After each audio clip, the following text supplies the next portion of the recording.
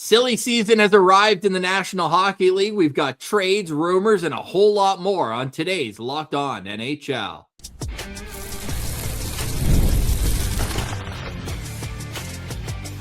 You're Locked On NHL, your daily podcast on the National Hockey League.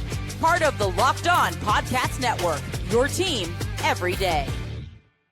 Hello and welcome inside this Wednesday, June 24th edition of the Locked On NHL podcast. I'm Ross Levitan from Locked On Senators alongside Mike DiStefano from Locked On Maple Leafs. Today's episode is brought to you by Odoo. Great organizations win because operations matter, and that's why you should get Odoo. Try for free today at odoo.com/lockedon. That's odoo.com/lockedon. Mikey, it's the time of year where everything can change in an instant. Yesterday on Locked On Sens, we're going through trade targets for the 9th overall pick. The YouTube video is premiering. As the news comes out, the Senators moved the 9th overall pick for William Eklund. It was one of a number of trades yesterday, and it kind of felt like there was an order to them in terms of San Jose misses out on Simon Nemec. They flip around, get picks. Then they seem to lose the bidding war with Chicago for Bowen Byram. So then ultimately that trade goes through with the Hawks making a big splash, an expensive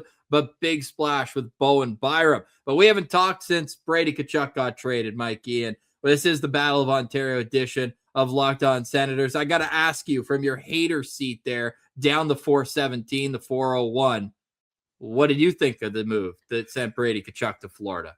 It was obviously like a bit of a surprise in one way, but then once you kind of some more reporting about, kind of the tumultuous situation of Brady Tkachuk and apparently that meeting that went down a month ago and essentially Tkachuk wanted out is now what's being reported. A trade request was officially put in. So when in hindsight, okay, makes sense then that trade happened. At the time, of course, I was like, what? They traded their captain in his prime, locked up to a deal. Like, it was surprising, but I think they got a good haul. I mean, you get 3 first-round picks back in return, an additional second-rounder on top of it. And then right away, they go ahead and they flip one of those picks, grab William Eklund to kind of, add into their top 6 winger group that they clearly would be that they're missing talent from now that Brady Tkachuk has moved on. And they still got some more pieces to continue to add if they want to. So, I thought that it was definitely a surprise to see them move on from their captain. But ultimately, I mean, they got a haul for him. I think 3 first-round picks. I think Ottawa had to take that. I'm kind of surprised they were able to get that much for him, considering he kind of strong-armed them into moving him to Florida specifically. Not knowing anything about this, but my thoughts is they're like, do you want us to do a tampering investigation? Because clips came out of Matthew Tkachuk at media day at last year being like, hey, your brother doesn't have a cup. And he's like, yeah, he needs to come to Florida to get a cup. Like, it was so out in the open, the podcast and everything else. But I think the players can do and say whatever they want as long as the management aren't tampering. I think players can do whatever. Fair.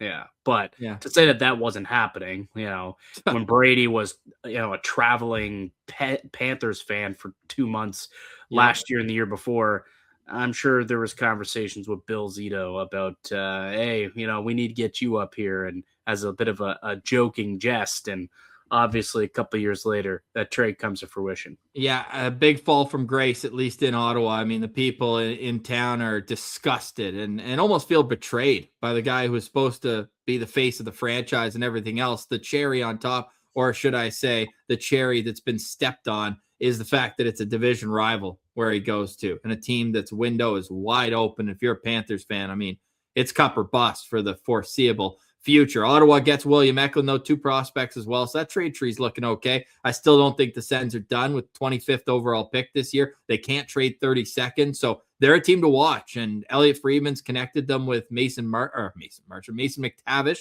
out of the Anaheim Ducks, a Carp guy. His dad works for the Senators, and he's at Carp. I'm saying that like everyone knows where it is. It's a stone's throw from where the Ottawa Senators play. So grew up in the community and everything like that, which they like. But Steve Staios has gone into left field a couple times now. Twice with the San Jose Sharks. Mike Guerrier saying they had no interest in trading William Eklund. But Steve Staios, his former teammate, by the way, with the 2001 Edmonton Oilers and around there. So they got a good rapport, and they're able to make a deal work that I think is a win-win.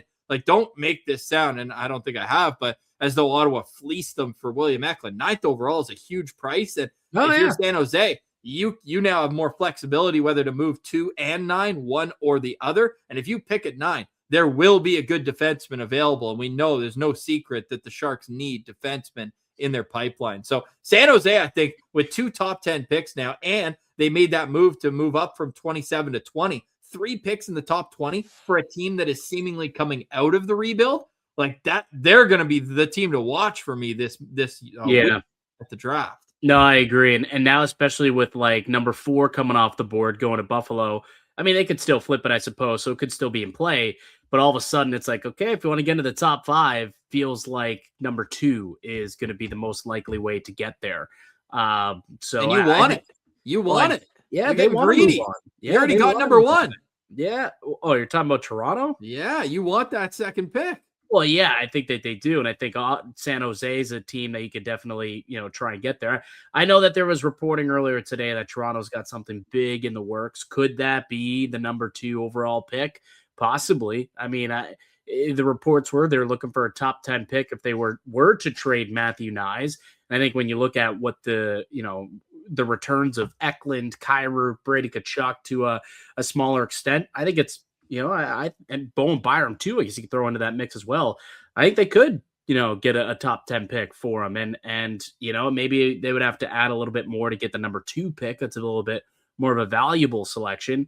But if something big is in the works for the Maple Leafs, like it's been reported, I mean, moving Nyes and a package with him as the front runner for the number 2 overall pick to give Toronto number 1 and number 2 in the draft, a la Brian Burke, who just got put into the Hall of Fame, would be something. Are you confirming that Liam and Marcus Ruck are your picks at 1st and 2nd overall? Probably not, but I do like them back to back with those St. Louis picks in the mid-teens. I do like that as a possibility to keep the brothers together. Could happen. I mean, it's almost one of those things, though, and you can never predict the draft, but they've been very clear they want to be drafted together. And it's like, once one's off the board, the teams kind of shy away and be like, hey, the power of twins is what we're looking for. And if we don't get one, we don't care about the other. It's going to be fascinating to see how Friday plays out. And my favorite, the Kyrou trade gives St. Louis back-to-back picks. They have 4 picks in the first round. I know.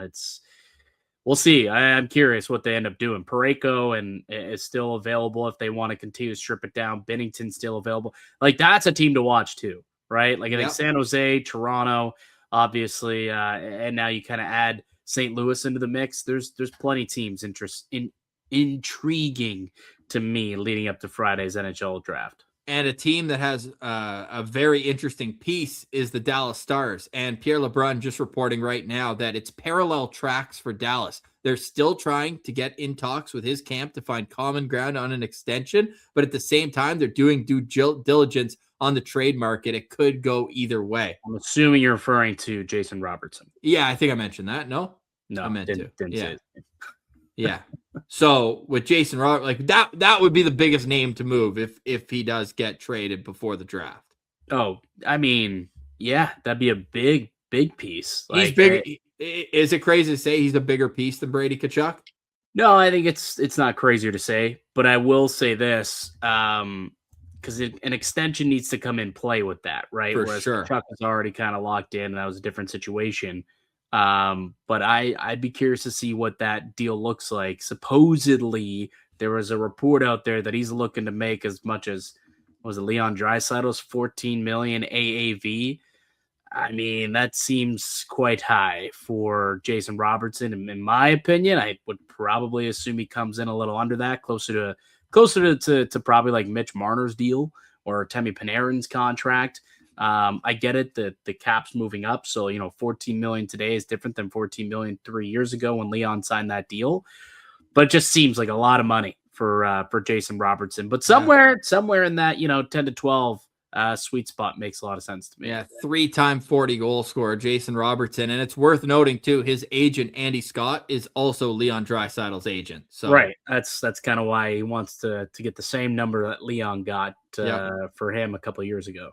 Yeah, fascinating to see how it all plays out. We already do have more moves, and another very interesting team is the Buffalo Sabres. They acquire the 4th overall pick. So even when the Buffalo Sabres end their playoff drought, they still find a way to get a top 5 pick. We'll discuss that all next. You're listening to Locked On NHL, your team every day.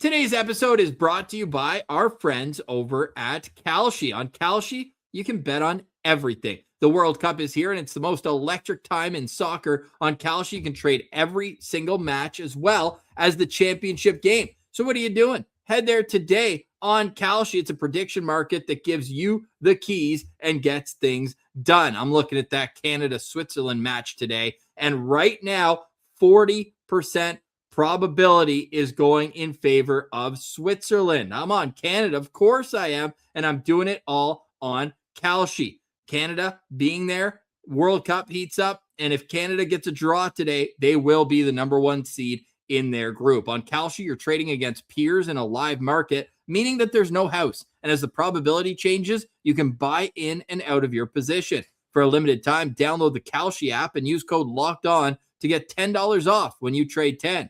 Kalshi. Kalshi. Trade on anything. Today's episode is also brought to you by Odoo. Running a business shouldn't feel like you're trying to connect a bunch of systems that were never designed to work together. There's one app for accounting, another for inventory, another for sales, and somehow none of them talk to each other. That's where Odoo comes in. Odoo is an all-in-one business management software that brings every part of your business together in one powerful platform. From sales and accounting to inventory and marketing, everything works in one place, helping your team move faster, stay more organized, and focused on growing the business instead of managing software. The best organizations know that success isn't just about talent, it's about having everyone working together towards the same goal. And that's true in sports just like it is in business. So great organizations, we know they win because operations matter, and that's why you should get Odoo. Try for free today at odoo.com/lockedon. That's odoo.com/lockedon. Welcome back, Locked On NHL, your team every day, part of the Locked On Podcast Network. Local experts on the biggest stories 5 days a week. So we've had moves, more to come, but let's break down what the Buffalo Sabres did, moving Bowen Byram and Jordan Greenway to the Chicago Blackhawks for a package that includes the 4th overall pick, as well as 6'8" monster defenseman Louis Crevier, who's played in a depth role. 4th overall pick gives the Buffalo Sabres a number of options. What do you think the chances are that they move that pick before the draft? I think it's probably pretty strong. Like, this is a team that obviously has, taken that step. They finally made the playoffs last year. They won the division last season, and they're moving forward. They like the pieces they have. That being said, I think there's one player in particular that if I were to move number 4 overall, I feel like this is the guy that I'd be willing to pull the trigger on here. That's Connor Hellebuyck, which would be very interesting. We all know that the Buffalo Sabres need goaltending like that. That's, UPL has been a serviceable goaltender, but at times they had to rely on Alex Lyon. Devin Levi hasn't developed the way that they wanted to. If they could bring in a bona fide goalie like Connor Hellebuyck, who's there long-term, don't have to worry about, re-signing Hellebuyck to keep him in Buffalo. He's already under contract. Granted, he's got a no-move clause, so whether or not he'd waive, but that is something that I would definitely explore if I were the Buffalo Sabres. Like, they have a lot of prospects. They don't necessarily need to take this pick at number 4. So I wouldn't be surprised, actually, if they did dangle it and try and bring in a win-now piece. Who would say no to Connor Hellebuyck going to Buffalo for the 4th overall pick, the 20th overall pick, and a player? Maybe throw in Ukko-Pekka Luukkonen to make the goalies work. Yeah, you probably do. And I think that works for both teams. If Winnipeg's willing to take that, you get 2 picks and you get a top 5 pick, you get the 20th pick, and then you already have the 8th pick too. Like, you could really reshape things. Oh, 100%. You end up with 3 picks in the first round of the draft, and you have a goaltender who's still young who has upside in Ukko-Pekka Luukkonen. So I think that'd be a trade that could work for both parties if that is something that can come to fruition. Whether or not Hellebuyck would be willing to go to Buffalo, I don't know. Like, that's a team that a lot of players seem to have on their no trade list for many years, but they were a tire fire for a long time. Now they're actually winning, and winning divisions, and they're a moving train, as Keith Pelly would say. So yeah, I think if that's on the table for Winnipeg, I think they seriously look at it. Yeah, I think so too. And it's worth noting Connor Hellebuck, unlike some of these other American players that are trying to pick their destination, he said he's open to helping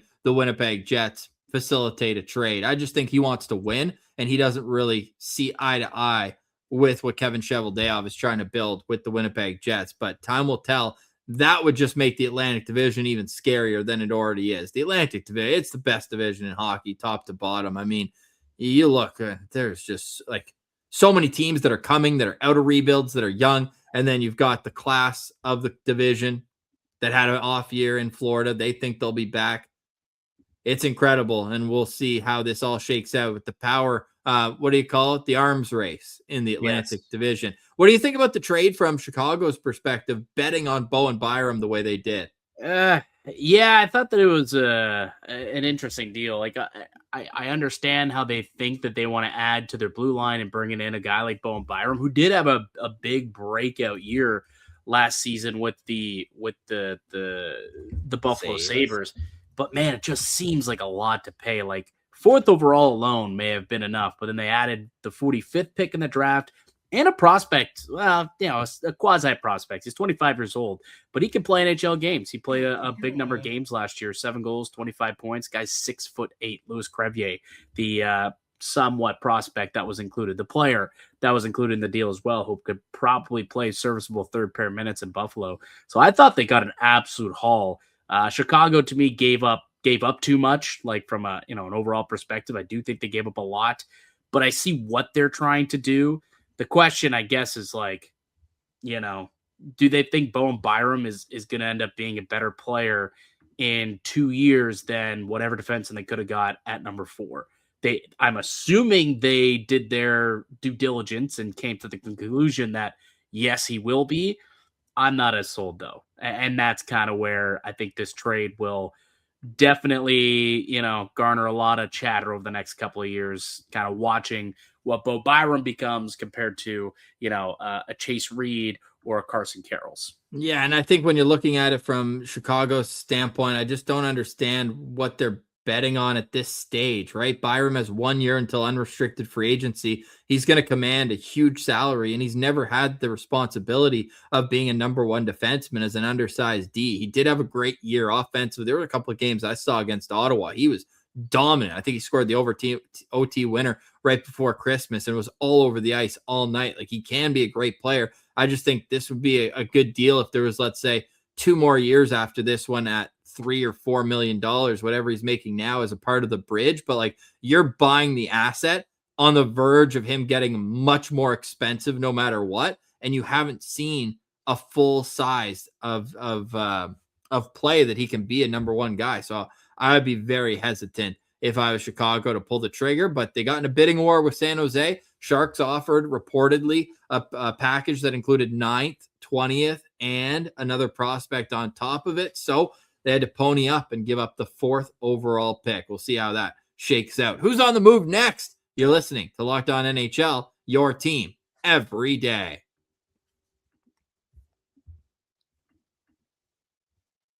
Today's episode is brought to you by Hims. Everybody knows that ED is way more common, probably more than most guys think, and millions of men deal with it at some point. Hims offers a simple, convenient way to take care of your health by connecting you to a licensed healthcare provider online and giving you access to personalized treatment options from the comfort of your home. No awkward appointments, no pharmacy lines, just a straightforward process designed to make getting care easier.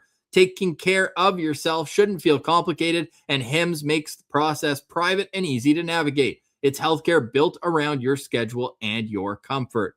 So to get simple, online access to personalized, affordable care for ED, hair loss, weight loss, and more, visit hims.com/LockedOnNHL for your free online visit. That's hims.com/LockedOnNHL. Prescription required. See website for details and important safety information. Sildenafil is a generic version of Viagra. Viagra is a registered trademark of Viatris Specialty LLC. Hims is not affiliated with or endorsed by Viatris. Welcome back, Locked On NHL, your team every day, the type of episode where you have to have your social media on in the background to make sure we're not getting any breaking news as this show goes on. Because as we approach, we're almost 48 hours away from the NHL Draft. There have been picks flying around and roster players potentially on the move. The other thing that kind of transitioned out of Buffalo, Alex Tuch will not be back with the Sabres, but there are reports that it could be a sign and trade so that the team can get an 8th year. Where do you think Alex Tuch could be playing hockey next season? It sounds like Washington is the destination for Alex Tuch. It hasn't been finalized yet, but there's enough reporting from a lot of the insiders suggesting that they're deep in talks and that they're the front runners.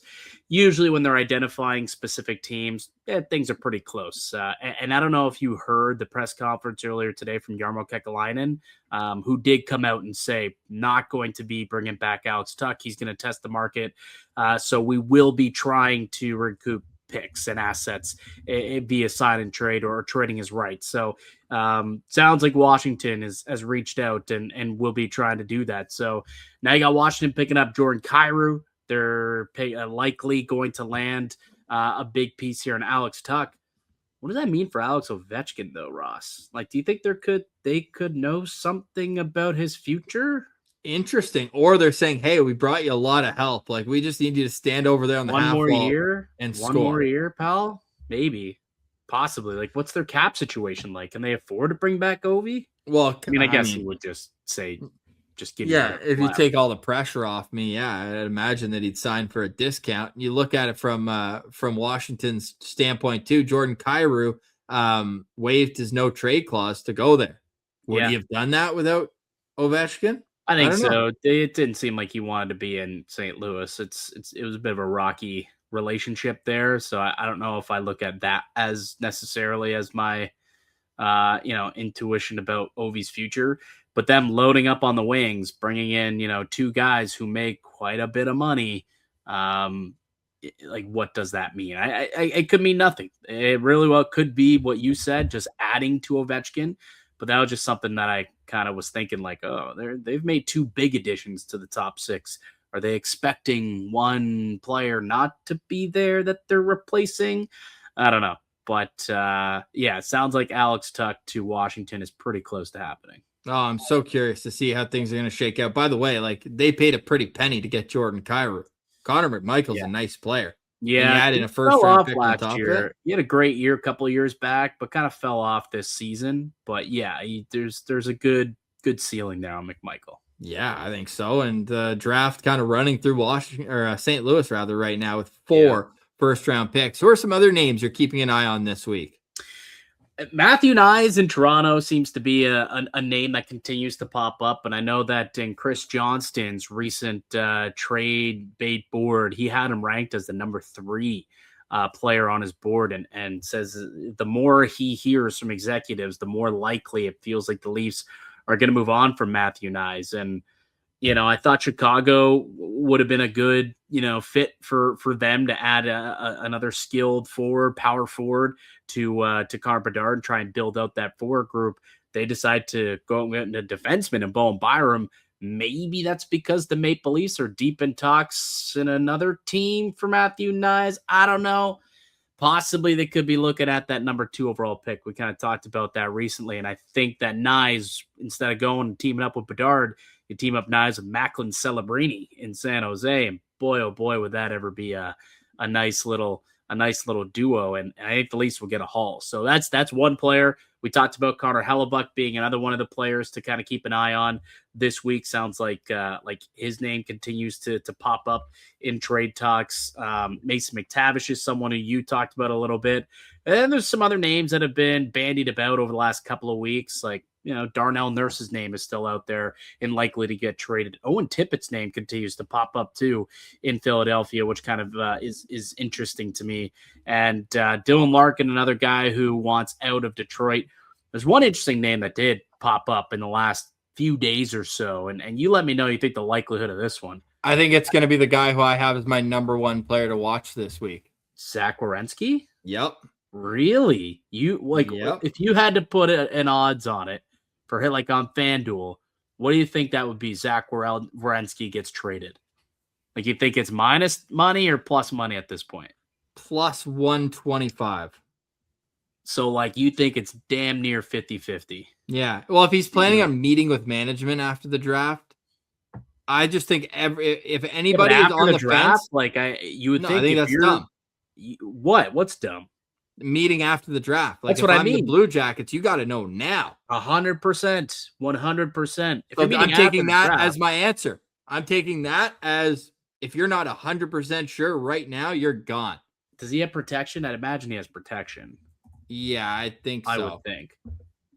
But we all know what teams are going to be on his list, right?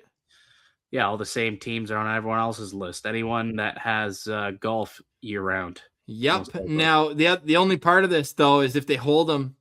Now, next year, he'd only have 1 year left on his deal, so he wouldn't get as much there, but he only has a 10-team no trade or a 10-team trade list. So does that start on July 1? No, it's like July 1, 2027. Okay. But I think you could find a home for him. Maybe he gives you more than the canned 4 teams: Vegas, Carolina, Florida, Tampa. Like, I think that if I'm Columbus, look at what Bowen Byram went for. Dude, I know. What could you get for Zach Werenski? San Jose, right? They weren't willing to pay up for Bo Byram. Maybe they take that package and offer it for Zach Werenski, and maybe they got to add something else to it. I don't know. Maybe they have to. Michael Misa, an elite prospect, but man, you're getting Zach Werenski. You do that? Would you do what do they have? 920? 920. And Misa? You do 920 and Misa? It seems like a lot.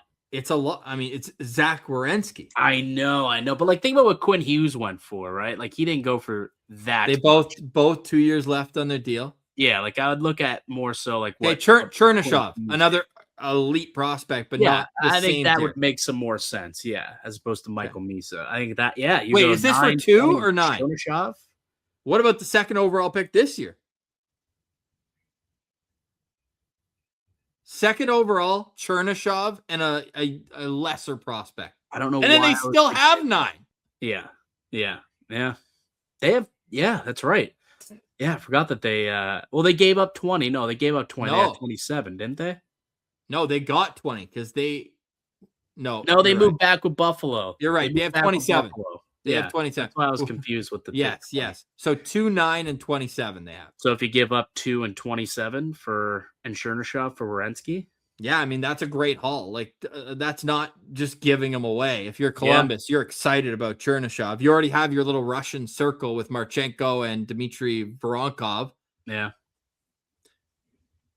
Yeah, it's got lots to think about. And just like I think San Jose is going to make a big trade. Like, there's no shot San Jose keeps both of their top 10 picks. One of them is getting dealt for a big-time piece. Yeah. Guaranteed. We can't wait to see what, man. Shout out Locked On Sharks, man. JD Young's been waiting a long time for this. A lot of losing seasons he's covered.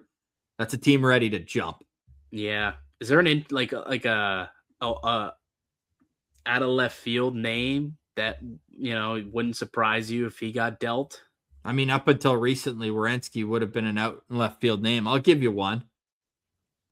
No, it's not going to happen because of the loyalty.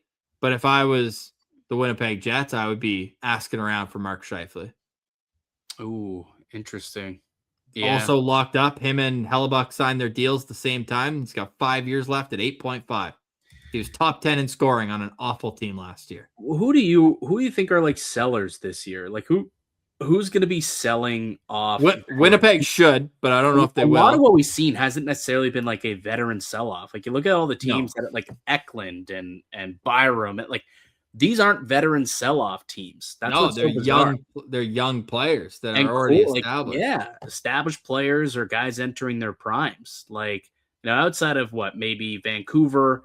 I guess the Rangers are a team that probably are going to be taking a step back. The Flames, if they could find a taker for a Blake Coleman, they bought Simon Nemec. So like, but that's in their age group though. I guess, yeah. So Blake Coleman, you know who a name is that's generating interest that I would love in Ottawa, but I don't know why Calgary would trade him. It feels like he's fitting in there so well. Zach Whitecloud. Yeah. Stud. 2.75 million cap, I believe, this year and next. Interesting. But I feel like him playing where he could be like, he's very involved in the Indigenous communities and everything. Like he already was making a huge impact in the community in Calgary, like right when he got there. And apparently Craig Conroy talks about him like he could be the next captain of the Flames. Adam Fox is the name for me. I like that.